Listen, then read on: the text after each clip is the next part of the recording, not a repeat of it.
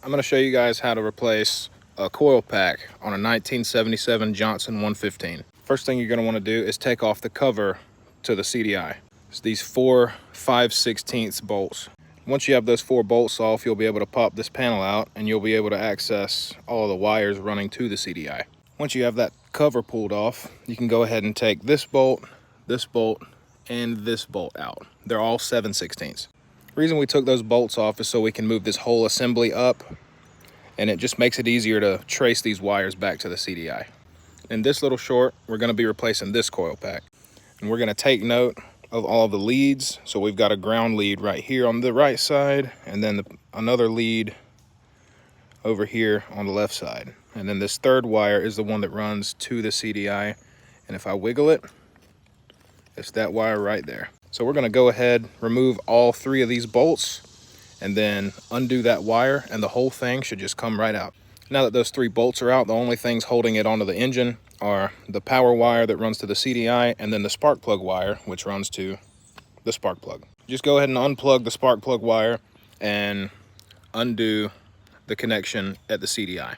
All right, once all those are loose and taken off, you'll be able to lift up on this while simultaneously pulling, and that wire will pop its way out.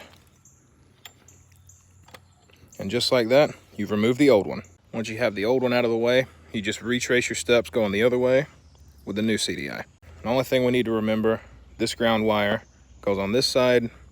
This is the power wire that goes on that side with the bolt. And this long wire is the one that runs to the CDI where we took the old one off. Okay, just a fair warning, running this wire from over here, behind here, and then back out the front is probably the hardest part about this job. And I forgot to mention, you want to make sure to get this little grommet off of the power wire of the old one, because at least the one that I got didn't come with a new one.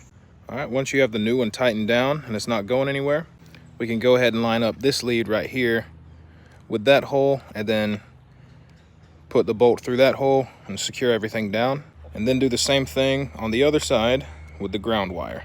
All right, once you have all 3 of those bolts lined up and tightened up, we can go ahead and reinstall these 3.